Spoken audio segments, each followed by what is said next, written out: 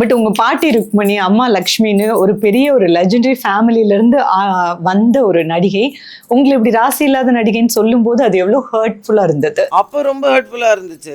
வேலையில்லாமல் 3 மாதம் உட்காந்துட்டு அழுதுட்டு இருந்தோம் வீட்டில். இந்த மாதிரி ராசி இல்லாத நடிகைன்னுலாம் சொல்லிட்டாங்களே, இனிமேல் என்ன பண்ணுறது, திருப்பி படிக்கவும் போக முடியாது. 2 கட்ட ஒரு ஸ்டேஜ் அப்படியே. But my grandmother was a very encouraging person.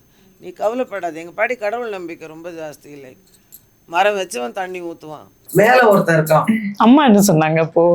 எங்கள் அம்மா எப்பவுமே சொல்லுவாங்க, லைக் நீ அப்படி சொல்லாத, you are a good artist, நீ வருவே. Like mom is a very encouraging person actually.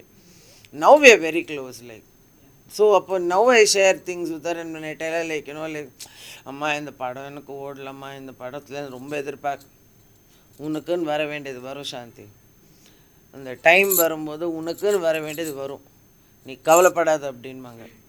But I always feel, in my opinion, அந்த சக்ஸஸ் இண்டஸ்ட்ரியில் வந்து ஃபேமிலியில் ஒருத்தங்களுக்கு தான் வரும். நீ பார்த்தோன்னா இப்போ எங்கள் அம்மாவுக்கு வந்துட்டு she gets the best of the characters. Sweet காரம் காஃபிலேயே வெளுத்து அது மாத்திரம் இல்ல, ஈவன் மூவிஸ் மேம் உங்களை தவிர வேற யாரும் இல்ல லட்சுமிமா, நீங்க இல்லைன்னா வேற யாருமே வேண்டாம் அப்படின்னு சொல்ற டைரக்டர்ஸ் இருக்காங்க. So she is irreplaceable.